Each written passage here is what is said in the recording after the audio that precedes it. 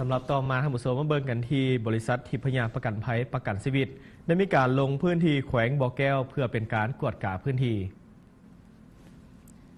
ในวันที่ 3 กันยายน 2016 กรรมการผู้จัดการใหญ่บริษัททิพยประกันภัยประกันชีวิตท่านบุญไซบุญญานุรักษ์ได้เดินทางมากวดและเยี่ยมยามและให้การสนับสนุนทีมงานแขวงบ่อแก้วโดยมีท่านเวชสุวรรณถนอมนนท์ผู้จัดการสำนักงานแขวงบ่อแก้วสำนักงานตั้งอยู่บ้านใหญ่ห้วยสายเหนือเมืองห้วยสายแขวงบ่อแก้วให้การต้อนรับและห่วมประชุมกวดกาพื้นที่ที่ทิพยประกันภัยประกันชีวิตให้การบริการพื้นที่ร่วมกับทีมงานเพื่อการที่ดี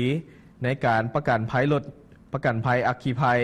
ประกันภัยการขนส่งทางน้ำทางบกและด้านการประกันชีวิตสุขภาพในพื้นที่รวมถึงบริเวณที่ใกล้เคียง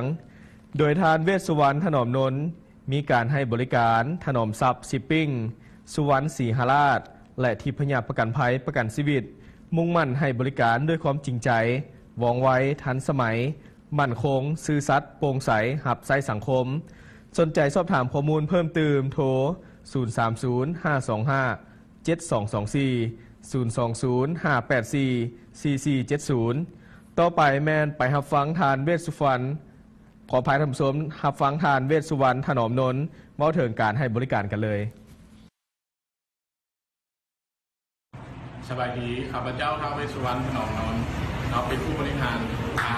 ฝ่ายการขายทางด้านบริษัทพยาประกันภัยในปัจจุบันนี้ถือว่าการพัฒนาของพวกเราไปยังวงไวของบริษัทที่พยาประกันภัยไม่ว่าจะเป็นการบริการทางด้านประกันภัยรถยนต์ประกันภัยทางด้านสุขภาพประกันภัยชีวิตนอกจากนี้พวกเราก็ยังมีประกันภัยทางด้านการขนส่งทางบนและทางน้ำนอกจากนี้พวกเราก็ยังมีแบ่งออกหลายอย่างไม่ว่าจะเป็นประกันภัยทางด้านผู้อาวุโสผู้สูงอายุนอกจากนี้ก็ยังมี